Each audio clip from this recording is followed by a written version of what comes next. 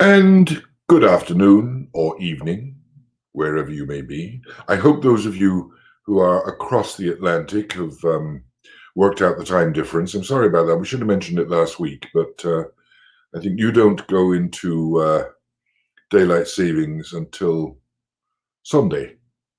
We do it 2 weeks ahead of you for reasons I cannot imagine. Hello, Shelley. Good afternoon to you. And let's hope that the following week, next Friday, we'll all be back on the same correct time association. Hello, Michelle and Garth. Good to see you. Okay, welcome. Your wind chime is clanging like a New England buoy. Well, for those of you who don't know about it, we had quite a wind in Pittsburgh last night, and typically enough, nature got its revenge. The leaves that we didn't quite get rid of last winter after a considerable fall all came back thanks to the wind. And I have a little sort of pond in my backyard, and that has to be cleaned out again. God, I hate the weather. Hello, Robert, Fort Lauderdale, 82 degrees and gorgeous. Ha! Ha! Every week you insult me with this knowledge that things are better off in Florida. Ha! Who do I consider the greatest Hamlet of my lifetime? That is a really tricky question because I've seen so many. There is what looks now like a very dated movie, the Laurence Olivier movie, but at its time it was so modern and so innovative, and it was before my time. I'm not that old, but it was a remarkable Hamlet. I saw one of my favorites. I can't tell you which was the greatest because everyone is different. I mean, I've directed a few Hamlets myself, and I loved each one of them. The last one I directed in Dublin, it was Marty Ray, an extraordinarily fine Hamlet. But one of the most interesting I saw was when I think I was still a student, was Nicole Williamson, who did a Hamlet at the Roundhouse, and his Ophelia was Marianne Faithfull, Marianne Faithfull, singer woman.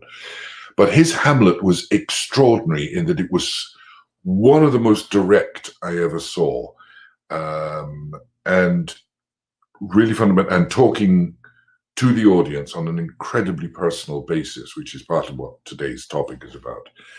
So his, I thought, was, I won't say it was the greatest Hamlet I ever saw, but it was certainly one of the most interesting. Hello, James. And hello, Debbie. I'm having to lean in because I'm a bit too far away from the screen. There we are. And Margaret. Hi. Hello, Grace. Yes, I'm looking forward to hearing my thoughts about Hamlet too. Hello, Linda. Oh, they're all coming flooding in. Marge and David. David there in the UK. He's in the other Stratford, the one that isn't Canada. Carol. Leaves. Yes, James. Leaves. They're back. Scott.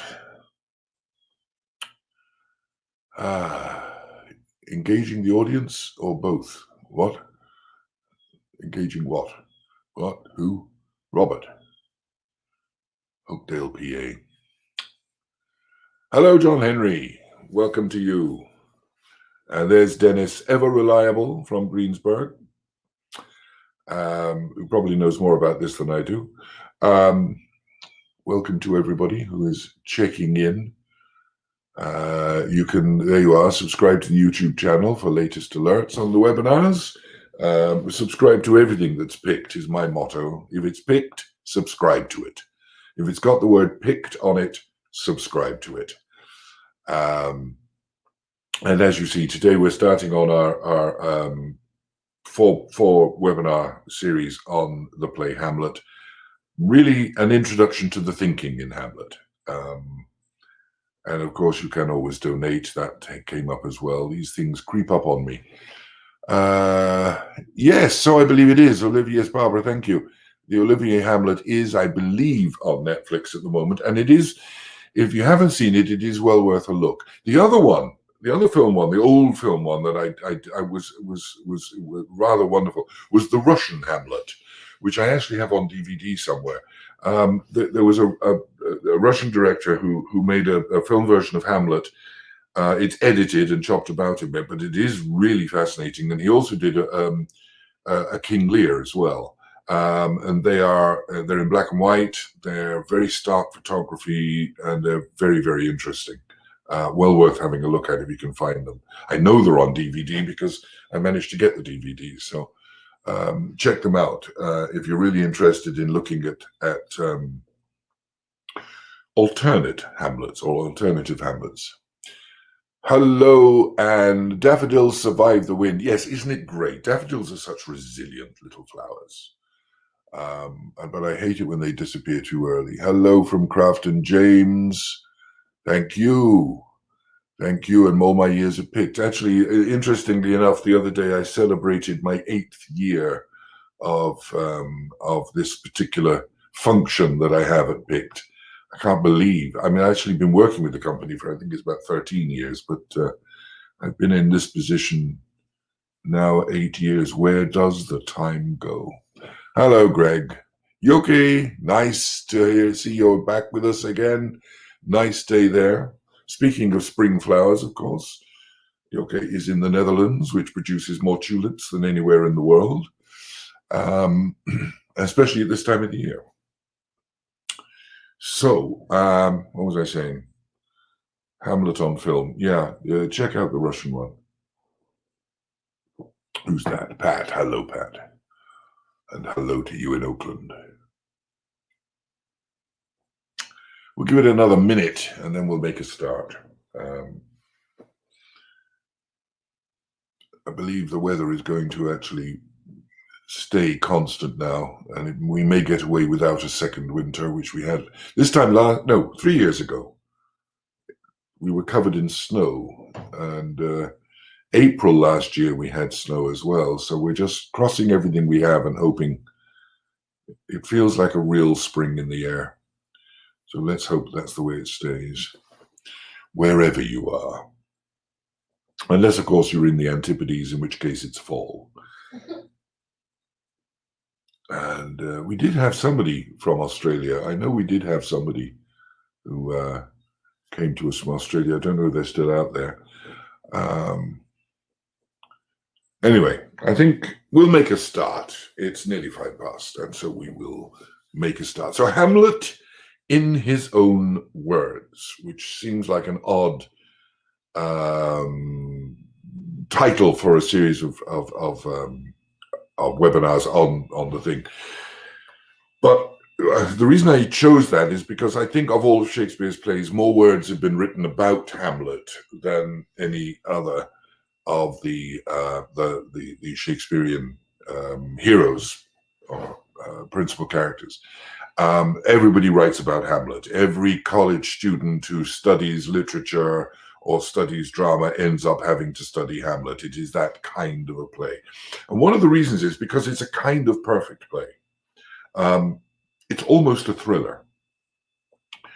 And the reason it works on that level, rather like Macbeth, which is also a thriller, that you are absolutely following the psychological development of the character through the play. You know what the problem is. You know that Hamlet has a problem he has to face, and you know that he's got to go through a process to be able to actually deal with that.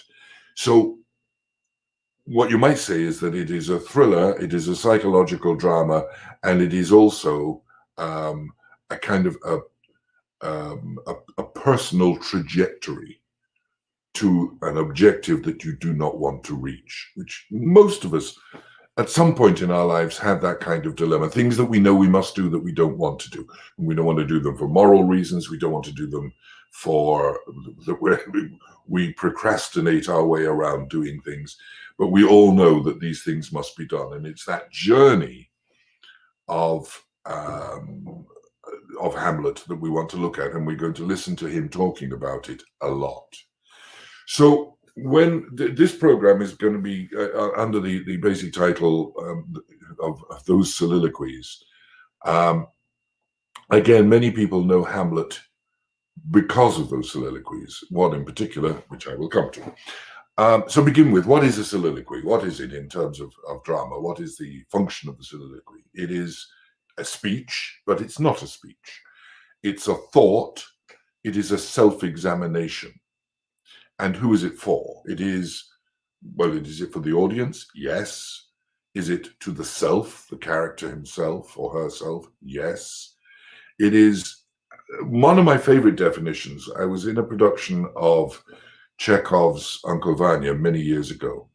And Uncle Vanya is the only play of Chekhov that has soliloquies in it, where a character is alone on stage expressing thought. And I remember the director, a guy called Paul Unwin, talking to one of the actresses about it and saying that the best definition he heard of a soliloquy, and I love this, is it is the character talking to their personal and benign gods. That thing outside yourself, which is actually part of your own psyche, that you can talk to as if it were separate to you, and it will not judge you. It will just listen. And I think that's one of the nicest definitions of the purpose or the mechanism of a soliloquy I ever heard. So, is it the audience? Is it the self? Is it the benign gods? Yes, all of these. The soliloquy is a way of the character expressing what they're thinking now and where their thinking may take them. It is a process of private and self-examination. For instance, in this play, Claudius, the villain, as it were, has a soliloquy where he reveals his guilt and he reveals his inability to repent his crime without sacrificing all the things he won by the crime. And it's done through a soliloquy. We just get that one moment when the villain actually admits his guilt, but he doesn't admit it to anybody else. He admits it to himself and his benign gods. So it is the soliloquy as a concept is a really important mechanism for progressing the nature of the character, progressing the plot line of the character, and progressing the thought process of the character. Sorry, I'm just adjusting my notes here. Soliloquy basically allows us to share those private moments with the characters, share the changes of mind, share the doubts and fears that are not shared with the other characters. That's the point. So Hamlet has several of these moments, and we're going to take a very brief look at them to see how he develops and changes throughout the play. Now, I promise you, I could do a 1-hour seminar on each of these speeches. I'm not going to do that. I simply want to introduce you to the idea so that, obviously, as with all these seminars, I encourage you to go away, look at this material, look at it yourself, and if you have questions for me or anybody else, please ask them. You can always email me. So, we begin the play with a man who is in mourning. His father is dead. His mother has very hastily married her brother-in-law, Hamlet's uncle. Possibly a political union, because the state is under threat. Norway is threatening to invade. You want political stability. If the king dies, you elect the best choice for king, and if he marries the ex-queen, you created a political union, which is very strong at a time when the country's under threat. It could be a love match as well, and one gets the feeling that there is a love between them. But either way, it is also wrong and incestuous. At the time of writing, when Europe was deeply religious, and so was England, the rule is quite simple. A man cannot marry his brother's widow. It says it in the Bible. And why is that? Because man and wife are one flesh. So if your brother dies, your widow is him. You can't do it. The Bible forbids it. So here we have an instant dilemma. You have a political solution by a marriage which is in itself wrong, and incestuous. Hamlet is in a state of despair. And this is not a boy, by the way. This is a man. He's a 30-year-old academic who lives in Wittenberg, a university city. He's not a boy. We know he's 30, by the way, because if you check the gravedigger scene, the gravedigger actually tells you how old Hamlet is, and he's 30. But that means at the time he's a mature man. He's not some boy prince. He is of an age and of an education where he could be king. Problem is, he's not a good king material yet. He also has no answer within himself for all the feelings of grief.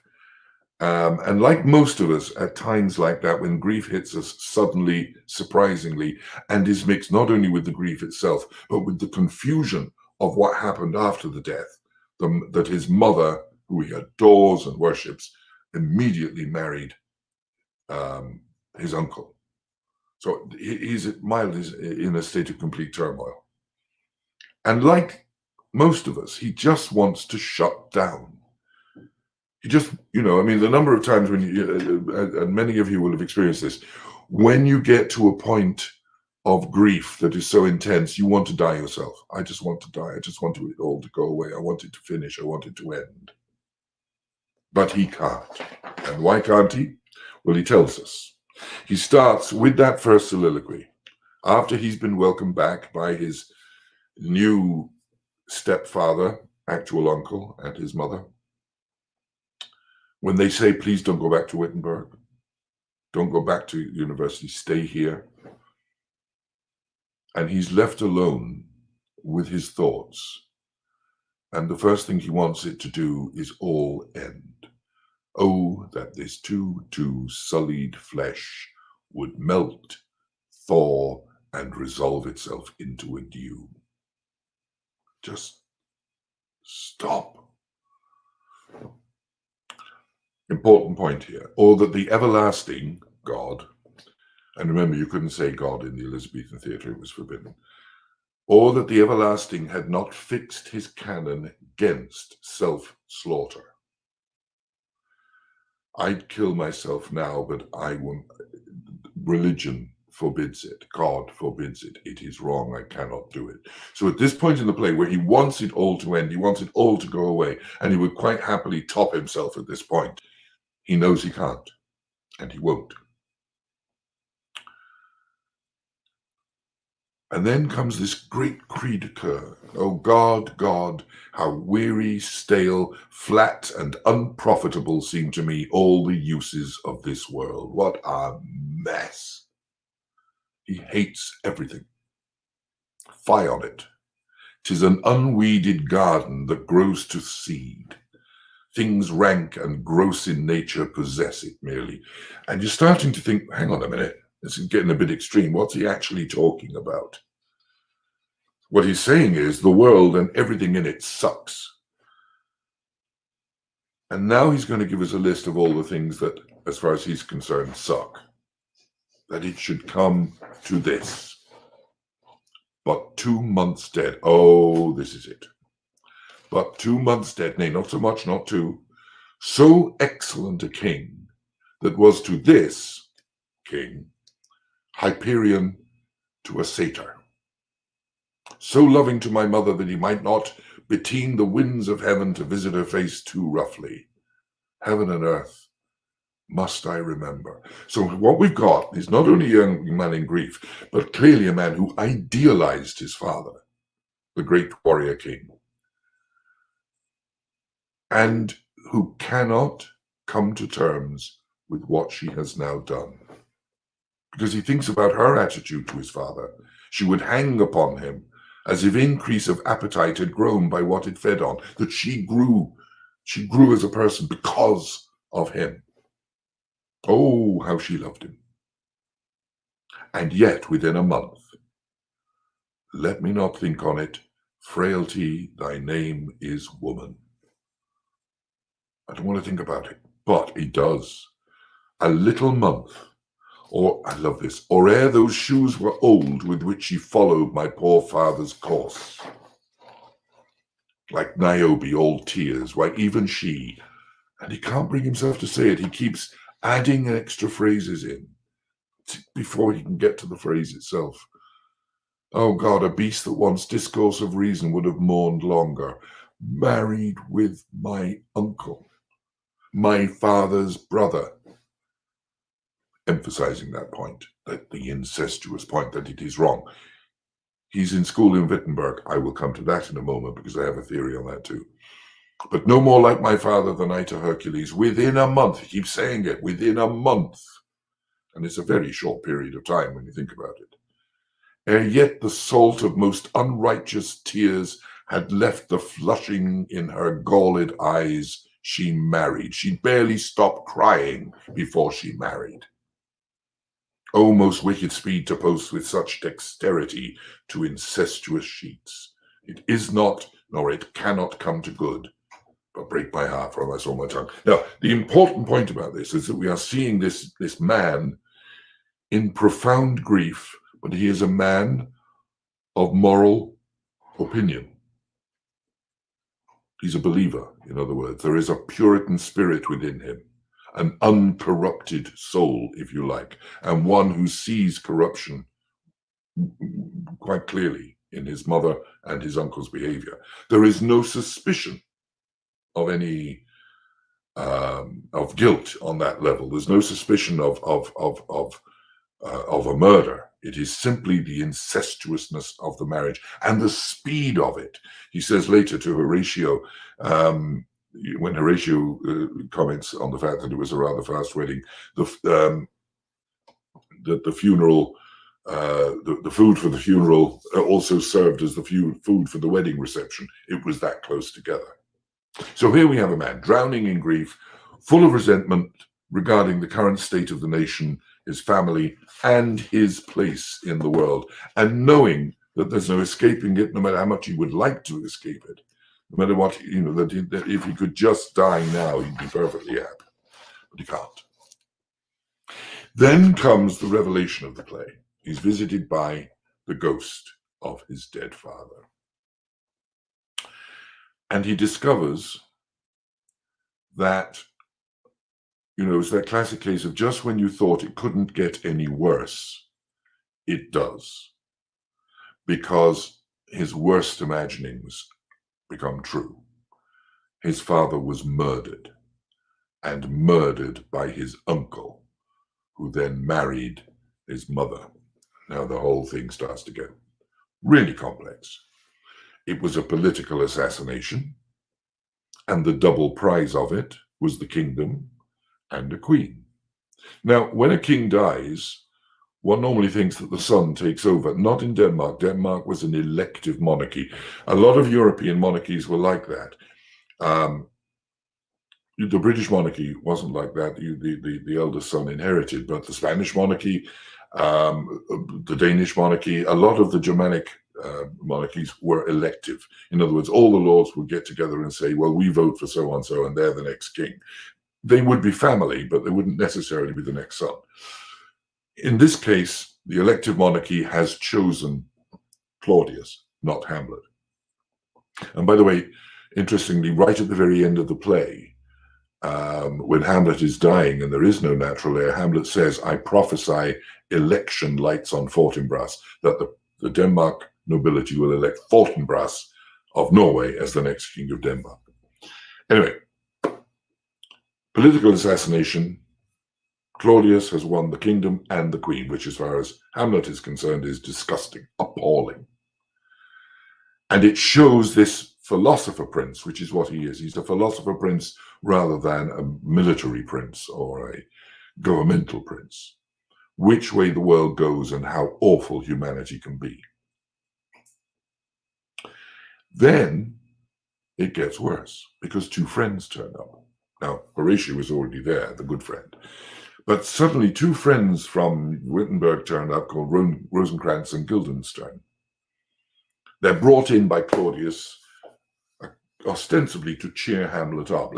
He's really depressed, he's miserable, let's bring in a couple of mates and they can go drinking and everything will be fine. Is the ghost a supernatural figure or a figment of Hamlet's imagination? I believe that if Shakespeare wanted it to be a figment of the imagination, he would have told us.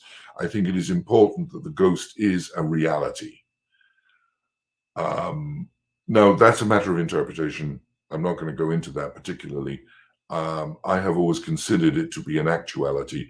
There are many productions you will see where the ghost is, in fact, not an actuality, that it is a psychological thing within Hamlet.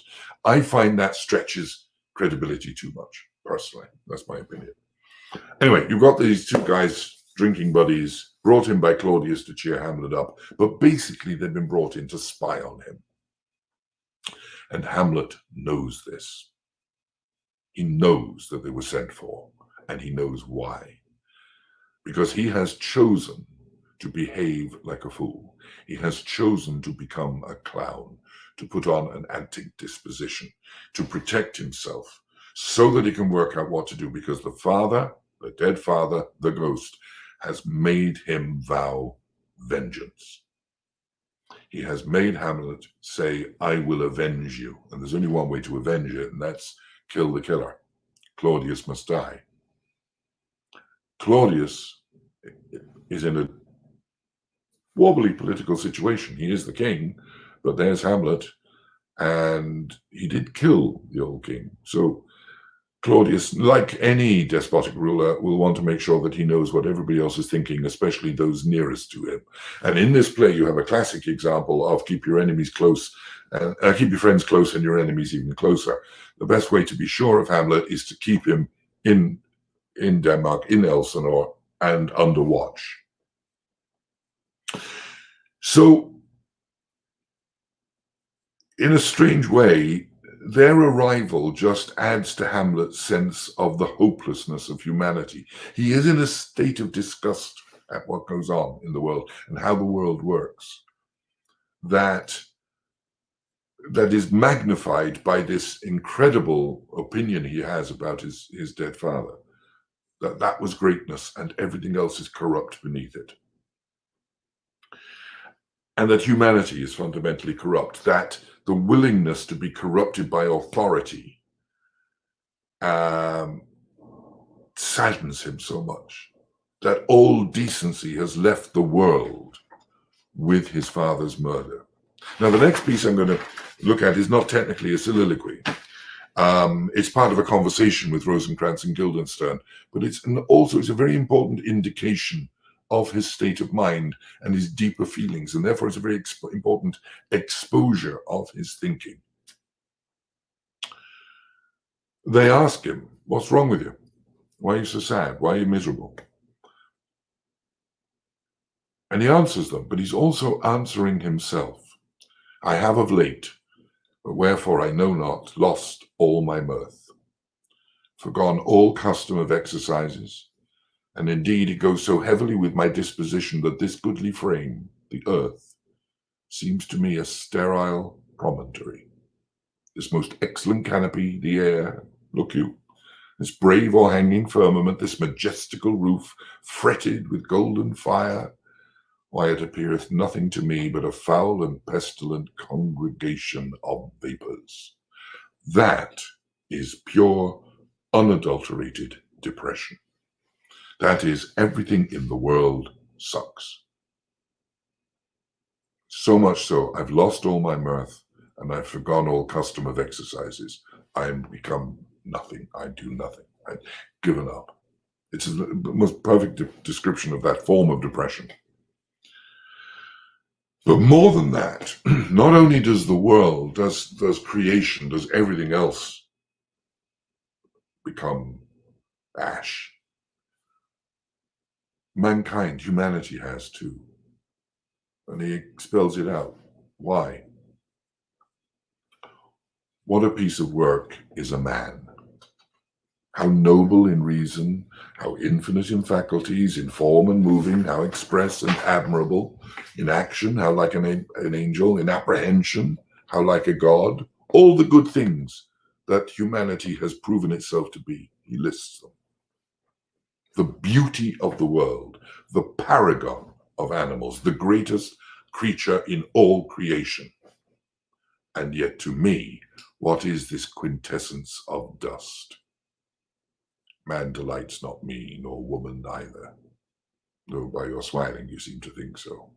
Now, it is that statement at this moment of the play.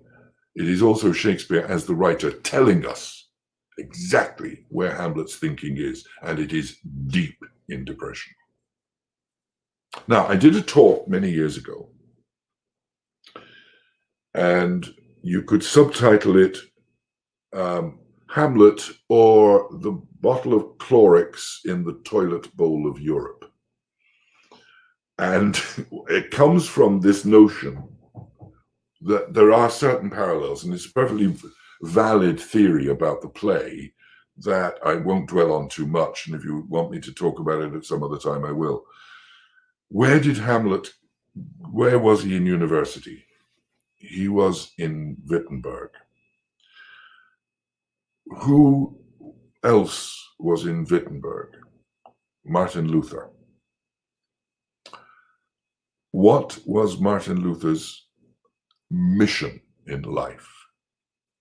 It was to cleanse Rome of the corruption of the Pope and to bring Mother Church back to a level of purity. Rome, Denmark. Pope, Claudius. Church, Gertrude. Luther, Hamlet.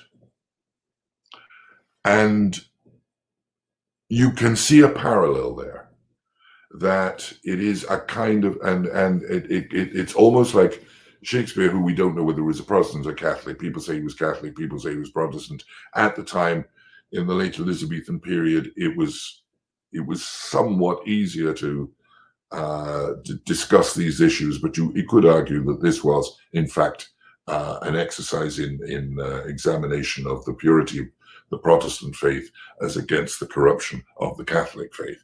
It's just a side issue.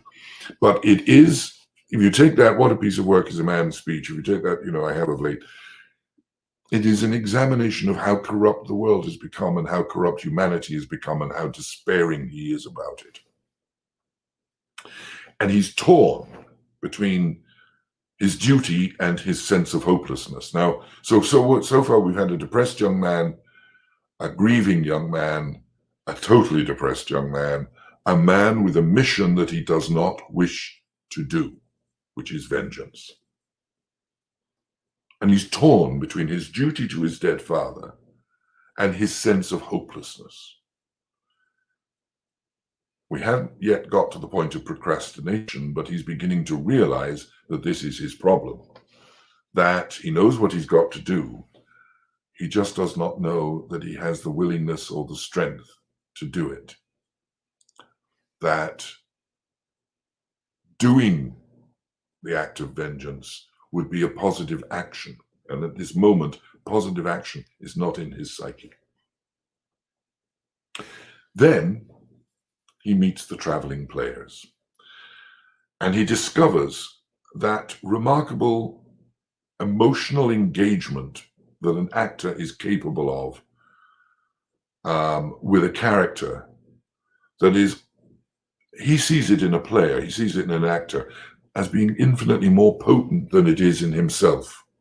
And let's remember, by the way, that Shakespeare was an actor before he was a playwright. He understood the nature of acting, and that truth in acting, truth in theater, was the most potent form of art. And he watches this player, this actor, read a speech. And as he reads the speech, the actor becomes so engaged, so involved, so expressive of emotion that he cries, quite naturally, no force, just weeps in grief and in respect of the character that he's talking about. And Hamlet watches this and realizes something about himself. Oh, what a rogue and peasant slave am I. Is it not monstrous? Remember, we're listening to him thinking. He's telling us, he's taking us through this process. Is it not monstrous that this player here, but in a fiction, in a dream of passion, could force his soul so to his own conceit, that from her working all his visage wand, tears in his eyes, distraction in his aspect, a broken voice, and his whole function suiting with forms to his conceit, and all for nothing, for Hecuba. What's Hecuba to him, or he to Hecuba, that he should weep for her? That the actor can represent and can indeed experience all the emotions of grief about an imaginary person. And it's a profound realization, because through it he is regarding his own distancing of himself from his emotions. Because he then goes on, what would he do, the actor? Had he the motive and the cue for passion that I have, he would drown the stage in tears, and cleave the general ear with horrid speech, make mad the guilty, and appall the free, confound the ignorant, and amaze indeed the very faculties of eyes and ears. If that actor had what I have, he would rend the heavens in grief and anger. And that would be the conventional and expected response. That's how he feels, how Hamlet feels he should be behaving. But he goes on, yet I, a dull and muddy-mettled rascal, peak like John a Dreams, unpregnant of my cause, and can say nothing. No, not for a king, upon whose property and most dear life a damned defeat was made. He hates his own lack of emotional determination, his own inaction, his own inability to even show the emotions that the actor can show for an imaginary character. So he asks himself a very fundamental question. Am I a coward? Who calls me villain, breaks my pate across, plucks me by the beard, blows it in my face, tweaks me by the nose, gives me the lie in the throat as deep as to the lung? Who does this to me? Who's doing this to me? Nobody. I should take that. I should actually have people hit me and thump me and kick me and spit on me, because maybe I am a coward. I should take it, for it cannot be, for I am pigeon-livered and lack gall to make oppression bitter, or ere this I should have fatted all the region kites with this slave's offal.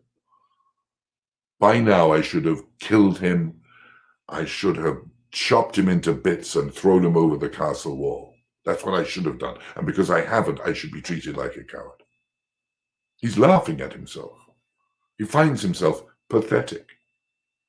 Now, he is no soldier. He's not even a politician. Not yet. He can rant and rage. He's very good at that. Bloody, bawly villain, remorseless, treacherous, lecherous, kindless villain. He screams about Claudius. Oh, vengeance.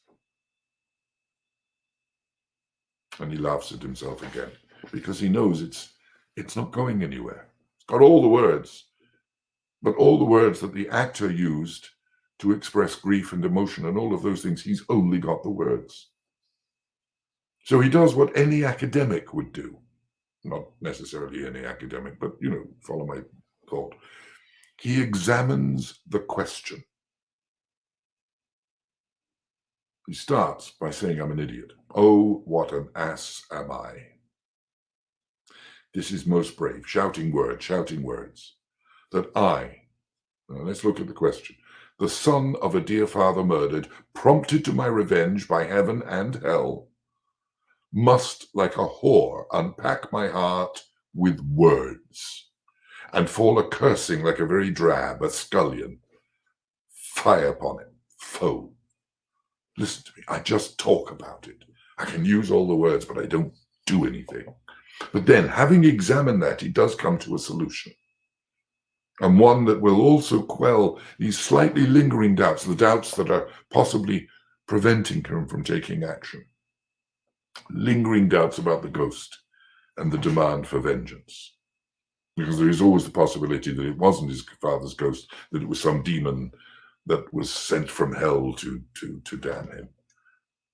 So Shakespeare draws on the thing he knows best when he writes this next sequence and the scene that it leads to.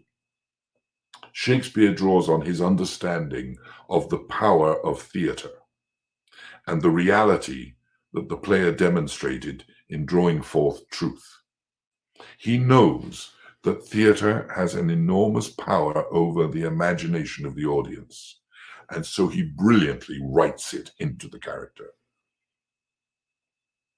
After all of that ranting, Hamlet says, "About my brains, turn around, start thinking differently.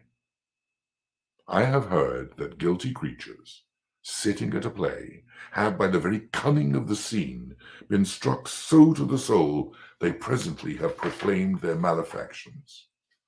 For murder, though it have no tongue, will speak with most miraculous organ. I will use the power of theatre." That's Shakespeare talking through the mouth of Hamlet. "I'll have these players play something like the murder of my father before my uncle. I'll observe his looks, I'll tent him to the quick. If he do blench, I'll know my course." In other words, if I show him a theatrical representation of what he did, and if he looks guilty, I've got him. But again, the doubt is always there. The spirit I've seen may be the devil, and the devil hath power to assume a pleasing shape. Yea, and perhaps out of my weakness and my melancholy abuses me to damn me. So I've got to be aware of the fact. But he's thinking like an academic. If I do this, I'll get that result. But I have to be careful because it might be the other. He's looking at both sides still. I'll have more grounds more relative than this. And of course, the immortal line, "The play's the thing wherein I'll catch the conscience of the king." And it is, I love this because it is Shakespeare using a mechanism that he knows not only well, but probably better than any living soul or dead one for the previous 2,000 years. He understands that theatre as an act of representation and theatre as an act of exposure of the human condition, the human soul, is the solution to Hamlet's problem. He's using his own art in a very, very clever way within the play that he's written. So Hamlet's made a choice, made a decision. Then we come to what is always described as the Great Soliloquy. More's been written on this than anything else. I'm not going to dwell on it too much. It is Hamlet's alternative choice to taking action. Some people think that this speech should come before the one I've just talked about. I'm not sure, I don't know. What I do know is that Hamlet's now got a course of action, and he re-examines his original opinion that the everlasting had fixed his canon against self-slaughter. I can't get out of this by killing myself. And then suddenly he looks at that question again. He takes that question and re-examines. Why would I really not kill myself? Because it's a simple solution. To be or not to be. That is the question. And he looks at it. Whether it is nobler in the mind to suffer the slings and arrows of outrageous fortune, or to take arms against a sea of troubles and by opposing end them. That's the question. To die, to sleep, no more. And by a sleep to say we end the heartache and the 1,000 natural shocks that flesh is heir to. 'Tis a consummation devoutly to be wished. Just end it. End all your worries, all your doubts, all your fears, all the confusions, just gone. To die, to sleep. Little alarm bell goes. To sleep, perchance to dream. Aye, there's the rub. For in that sleep of death, what dreams may come when we've shuffled off this mortal coil must give us pause. But what happens after death, you have to think about. The idea of ending it all, sleep forever, never have to think about it. But what happens if you dream? And what does that mean? There's the respect. That's the thing that makes calamity of so long life. For who would bear the whips and scorns of time, the oppressor's wrong, the proud man's contumely, the pangs of despised love, the law's delay, the insolence of office, and all the spurns that patient merit of the unworthy takes, when he himself might his quietus make with a bare bodkin? I could end all of that, stick a knife in me, finished. Why put up with all this crap when you could just die? The suicide solution, which is fine if you think it is the end. But he doesn't. He has a profound faith. He believes in a God, and he believes in morals, and he believes in retribution, divine or otherwise. And the ghost, to an extent, has given him evidence that death is not the end. He goes on, who would Fardell's burdens bear, to grunt and sweat under a weary life, but that the dread of something after death, the undiscovered country, from whose bourne no traveller returns, puzzles the will, and makes us rather bear those ills we have than fly to others that we know not of. Fear of consequence. If it was just the end, it'd be fine. But is it? I don't know. I'm afraid. Thus, conscience or thought or awareness doth make cowards of us all. And thus the native hue of resolution, the native hue, the raw colors of choice, of decision, that's beautiful, is sicklied o'er with the pale cast of thought, rustic hue's pale cast, the cold grey light of thought, and enterprises of great pith and moment, death, murder, things, with disregard their currents turn awry and lose the name of action. Once you start thinking about it, you stop doing it. So this speech, which everybody knows, to my mind, is his re-examination, preparing himself really for what's going to come within the play, preparing himself for the fact that there is no easy way out. Because if he took the easy way out, it may not be easy. It may, in fact, be a lot worse. A classic case of better the devil you know than the devil you don't. And if the devil you know is Claudius and the devil you don't know is the one down there, let's stay up here and deal with Claudius. Now, the play, The Mousetrap, the play that Hamlet set up, has worked its magic. Claudius has shown his guilt. Hamlet now feels that he is empowered to seek the vengeance his father asked for. He's proven to his own mind, to his own conscience, that Claudius is guilty. So the mind is shifting again. The thought process is shifting forward. But he's still not clear of one of his greatest weaknesses. He should seek vengeance. He has the evidence to seek vengeance. But knowing and doing are two very different things. And in a mind like Hamlet's, procrastination is always lurking. How many of us have that problem? I know I have. That we know it must be done. We know that we've all the justification to do it. We know we have the right to do it. We know we have the obligation to do it, but we'll do it tomorrow. And that is the fundamental dilemma within Hamlet's mind. And he will find reasons not to do it. And there is this beautiful speech. I mentioned earlier about Claudius and his attempt at prayer, his attempt to pray and confess his guilt, knowing that he cannot do it because by asking for forgiveness for his guilt, he must give up those things for which he did the crime in the first place, and he can't do it. Hamlet happens to turn up exactly at that moment. And I love this because it is a wonderful, I love this speech. I'll explain as I go. He sees Claudius there in front of an altar, appearing to pray. Now might I do it, Pat? Just do it now. Now he's a praying. And now I'll do it.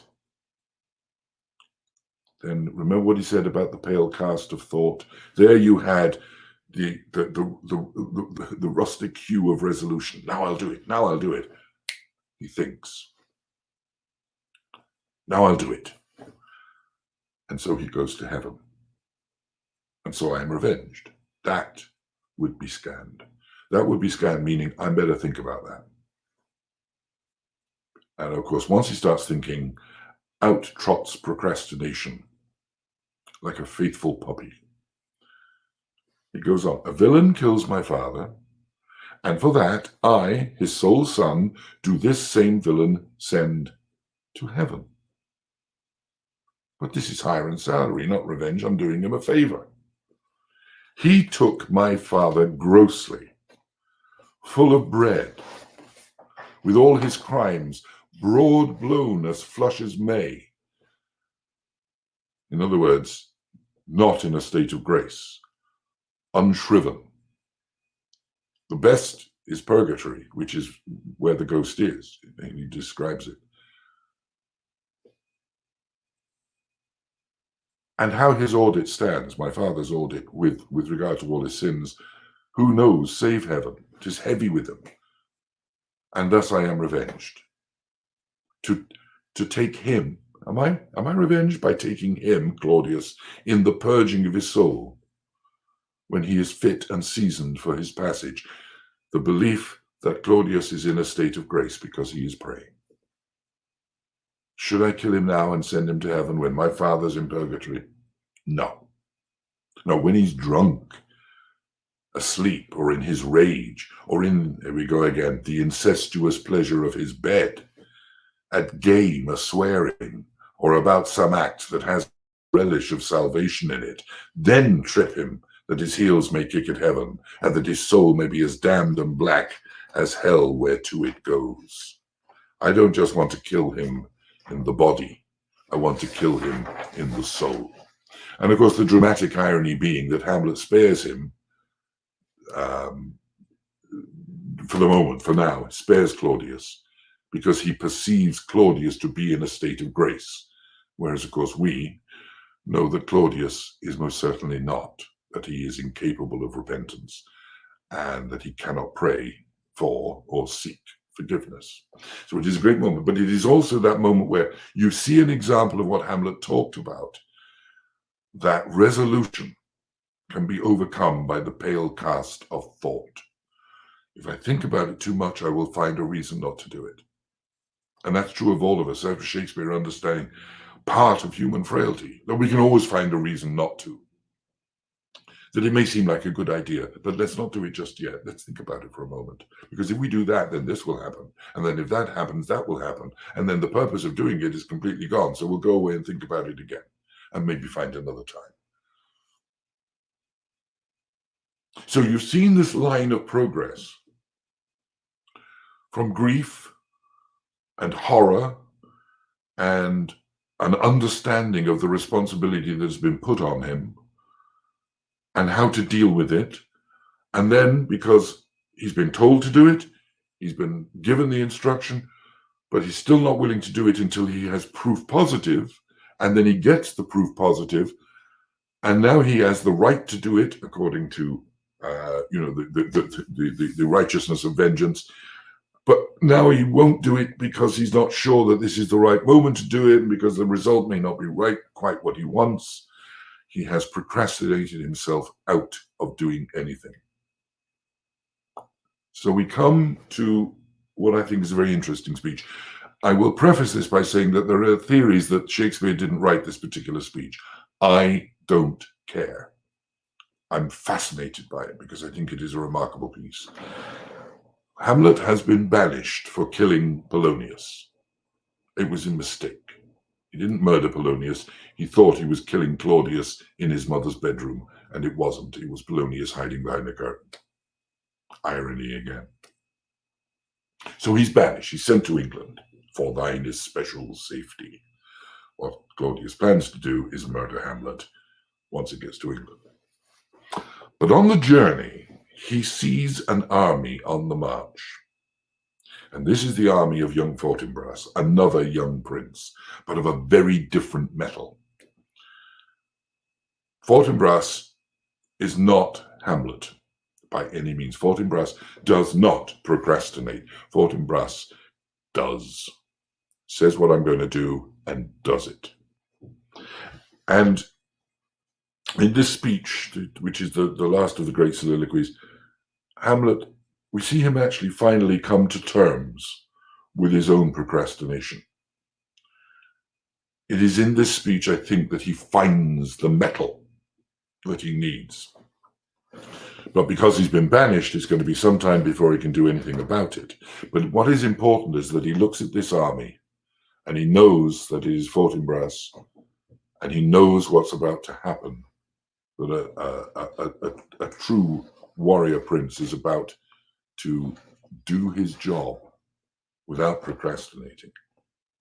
He looks at it and he says, how all occasions do inform against me and spur my dull revenge. Everything around me is showing me what I should be doing and telling me to do it. And he comes back to that thing he said to Rosencrantz and Guildenstern. You remember? What a piece of work is a man. He asked the question again, what is a man? If his chief good and market of his time be but to sleep and feed. What is a man if all he does is sleep and feed, just exist?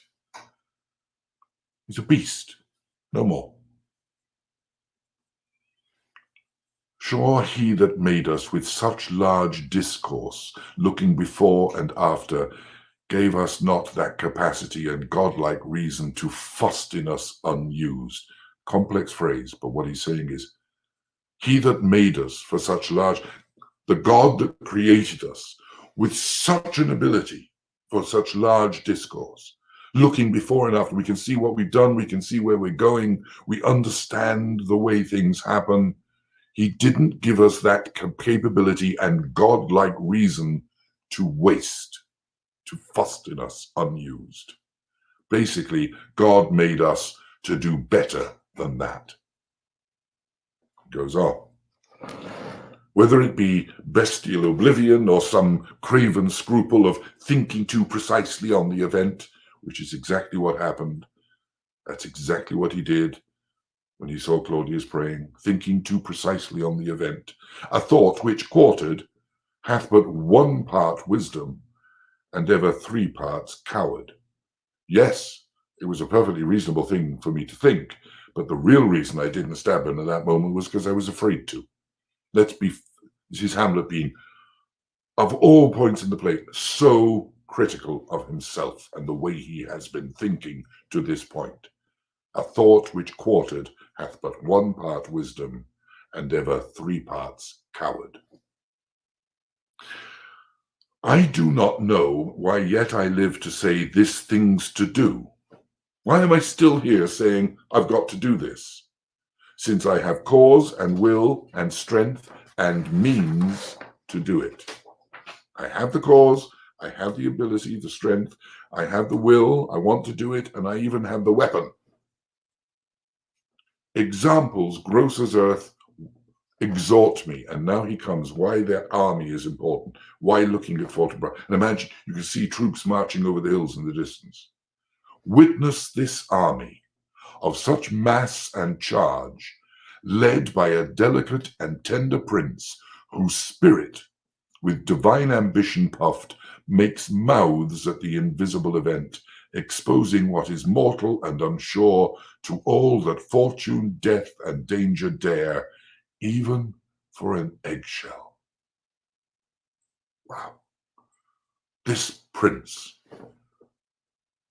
whose spirit with divine ambition puffed, makes mouths at the invisible event, exposing what is mortal and unsure, humanity, frailty, us, himself even, to all that fortune, death, and danger dare, even for an eggshell, for virtually nothing.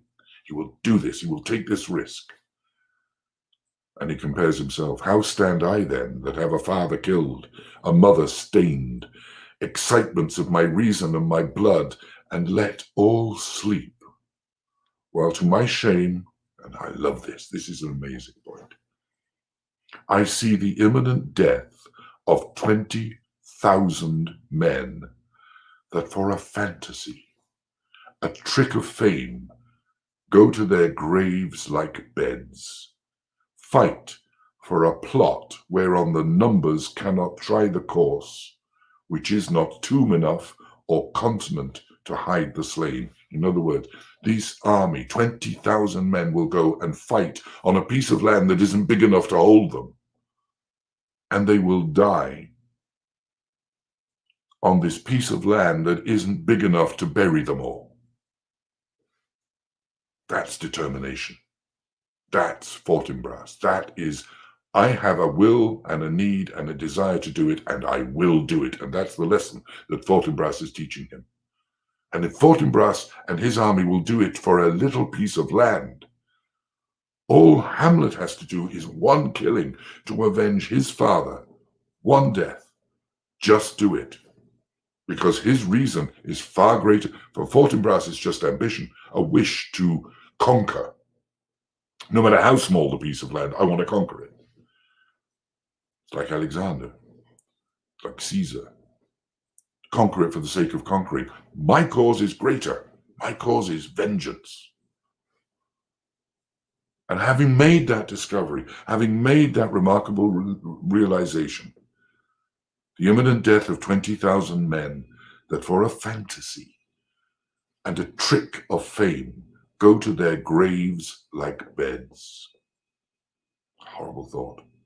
Fight for a plot whereon the numbers cannot try the cause, which is not tomb enough and continent to hide the slain.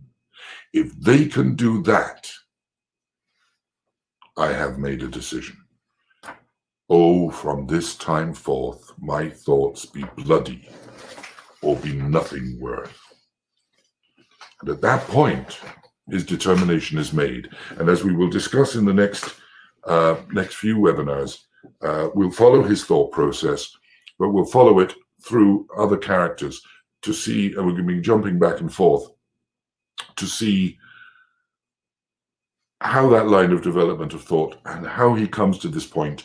And eventually in the fourth webinar, we will look at what happens to his mind and to his determination to act after this particular point. But to me, that sequence of thinking, and I hope I've been rambling a bit, but I hope I've made it fairly clear.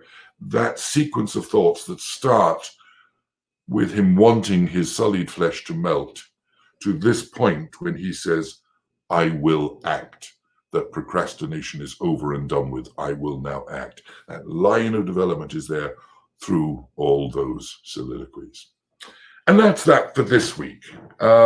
Next week, we're going to be looking at that wonderful and overwhelming relationship that every man has to cope with in some way, shape, or form, which is Hamlet and his mother. I want to say, by the way, a particular thank you today. Today's webinar, actually, before I do that, sorry I have to leave at this moment. Never mind, Michelle. Thank you for being here. I want to say today's program was sponsored, and I am delighted to announce that the sponsorship was by the three weird sisters from the wilds of Decker's Point. I've been waiting to say that all through the program. So to the three weird sisters, thank you for your sponsorship. It is most gratefully received, and I hope you enjoyed the program.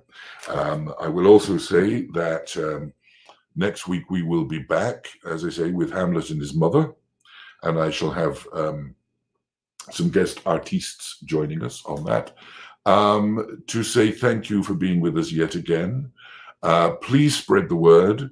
Let people know that these webinars are here, that they are always and perpetually free to everybody. To those of you who teach, please feel free to make use of anything that you hear me say in this program or the videos themselves. You can catch it up on or watch it again on YouTube. It should be up there within moments. And the only other thing that I would ask you to do is, if you have a spare few dollars, please make a donation. Go to the website, click the donation button. Thank you, Dennis. I want to complicate.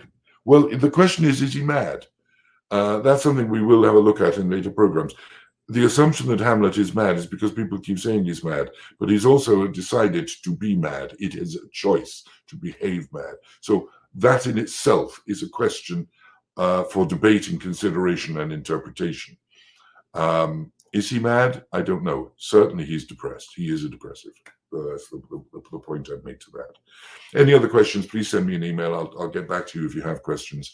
And as I say, if you have a spare few dollars, and I literally mean a spare few dollars, if you've a few dollars in your pocketbook, in your wallet, if you didn't buy something this week you thought you'd buy and you have the spare cash, please send a donation. In spite of the sponsorships, we still need to keep money coming in so that we can start the planning, which we're doing now, for our 25th anniversary season, which will be beginning in the fall. And we hope that you'll all be with us for that. In the meantime, I hope you'll be with me every single... by the way, sorry, Greg's got a question.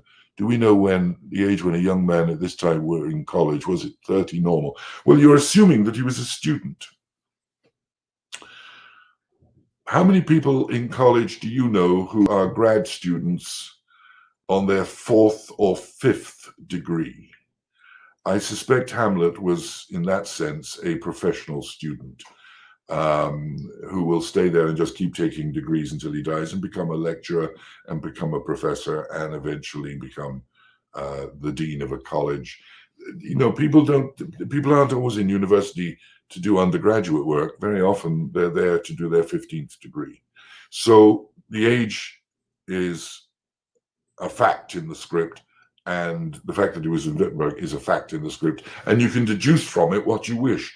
I wouldn't waste my youth on trying to work out why a 30-year-old is in college. I think the reason is fairly obvious, basically. He likes being a student. He likes studying. He is an academic prince, and he's going to have to turn into a political and a military one as well. But that's for the next 3 webinars. In the meantime, do take care of yourselves. Do wash your hands. Do wear your mask. Do be careful, and do come back next week. In the meantime, bye.